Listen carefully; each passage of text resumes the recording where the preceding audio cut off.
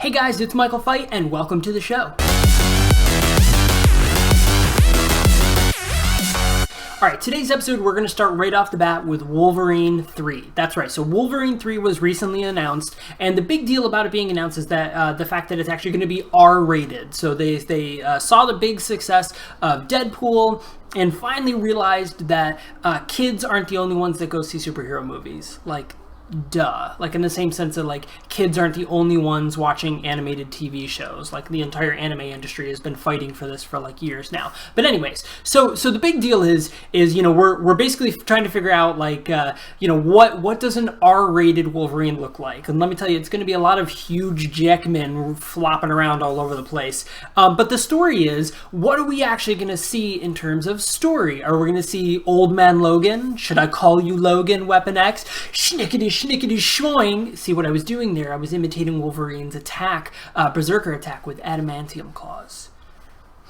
I hope you get that reference. But anyway, so we're super excited about it. I'm really excited. I think it's about time that Wolverine gets an R-rated adventure. I just hope that it's not a forced R-rated adventure, because Wolverine in general, he was a pretty savage beast in the fact that, you know, he was ripping people open and, you know, sleeping his way through Japan, which is awesome, and I'm super excited. I hope that they finally do that right, Wolverine against ninjas, because that'd be pretty amazing. But nonetheless, Wolverine 3 has started production, and it will in fact be R-rated, starring Hugh Jackman. Next up, we're going to talk about Pokemon Sun and Moon. Pokemon Sun and Moon. So the newest addition to the sprawling and timeless Nintendo series, which comes out on November 18th of this year, had its first trailer launch, and with it, the debut, not only did we see the new legendaries, but we also get to see the 3 brand new starters as well. So first we have Rowlet, an owl with a bow tie, after my own heart. We got Poplio, the clown seal that literally nobody wants. Like, nobody wants this Pokemon. And then, of course, in a big, bold internet meme move, we have Litten. That's right, so get Litten, fam, as the kids say. I promise to never say that again. I apologize. But aside from that, here at the show, we actually have an exclusive look of one of the new legendary, super hard to get Pokemon that's going to be available. He was a Pokemon when no one else would be. I'm sorry, that joke was just, it was too obvious. Moving on, so coming up soon, Daniel Radcliffe is starring in a brand new film as a corpse. He's starring as a dead guy in the brand new movie called Swiss Army Man. Now, critics are actually loving this movie, despite the fact that a lot of people are talking mostly about the fact that Daniel Radcliffe plays a dead body that farts and comes to life and can be a rocket launcher and like a pogo stick for a man that's stuck on a desert island. So think Castaway, except Wilson like farts and talks about having sex with girls and stuff like that. So this has actually been considered a very original idea for a film, and people are really excited for it to coming out. I'm actually really excited for this to come out. I think it's going to be super funny. I'm very, very excited. And, you know, this all sprawls back to Daniel Radcliffe trying to escape his wizarding past, you know, with movies like Thorns, great movie, check it out. Woman in Black, not good movie, don't check it out. And What If? So bring a date, because, you know, it'll be cute and maybe they'll enjoy it, which is really great because the original title for this movie was Harry Pooter. If you're so smart, why don't you do it?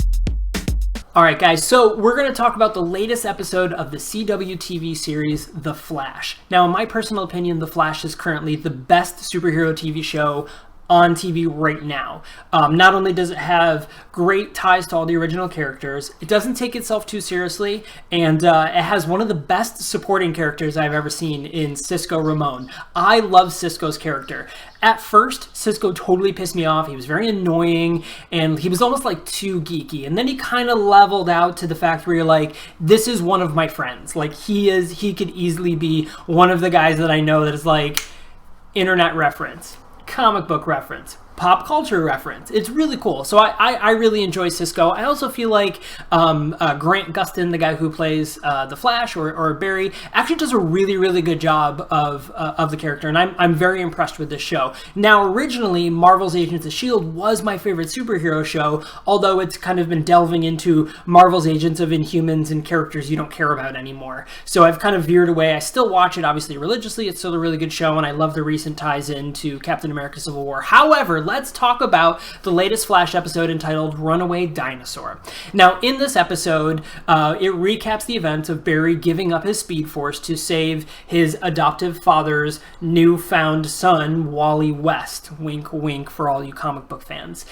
So finally, you know, they're like, all right, let's get Barry his Speed Force back because we got to go fight Zoom.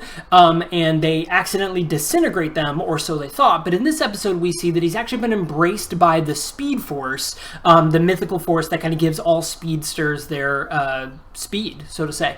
And so in this, he's learning this life lesson, and you know, and they're trying to show to him that he's the Flash for a reason. He's the Flash because he needs to be the Flash, and that he earned the powers to be the Flash. However, when he finally comes back in and has his big debut, he kind of just starts speeding. Like, there's no cinematic, dynamic, dramatic thing to like, oh my god, Barry, you have your speed back. Like, he just comes back and everyone's like, oh yeah, well, Barry has his speed back. But like, they didn't know. Like, nobody knew. Like, everyone thought he was dead, and then he just kind of comes back and they're like, oh yeah, well, cool, here, save us, because of a zombie that came back to life, which, funny enough, was actually a reference to another CW show called iZombie. Really cool show. Reminds me a lot of Buffy the Vampire Slayer and like Alias mixed. Really, really cool show. Check it out. But one of the characters that plays a zombie in iZombie played a zombie in the CW show, and in The Flash. And I thought it was really funny, a nice little tie to each other. And at one point, Cisco even calls him iZombie, which I thought was really funny.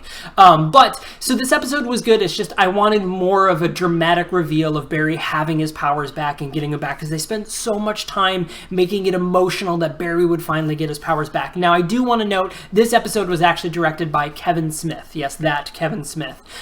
So it is actually a really good episode, as half of the things Kevin Smith does is really good. The other half is kind of so-so. But this is actually a really good episode. Guys, definitely check it out. The Flash airs on CW Tuesdays at 8 p.m. 7 Central. And no, this was not sponsored by CW The Flash. However, the CW The Flash, if you are watching, I will totally let you sponsor me. All right, guys, that's all for the show. Thanks a lot for joining me. Don't forget to subscribe. And in the comment section, let me know if there's any shows or movies that next episode you want me to let you know my opinion on and what I think they could have done better. All right, thanks a lot for coming, guys, and I'll see you again.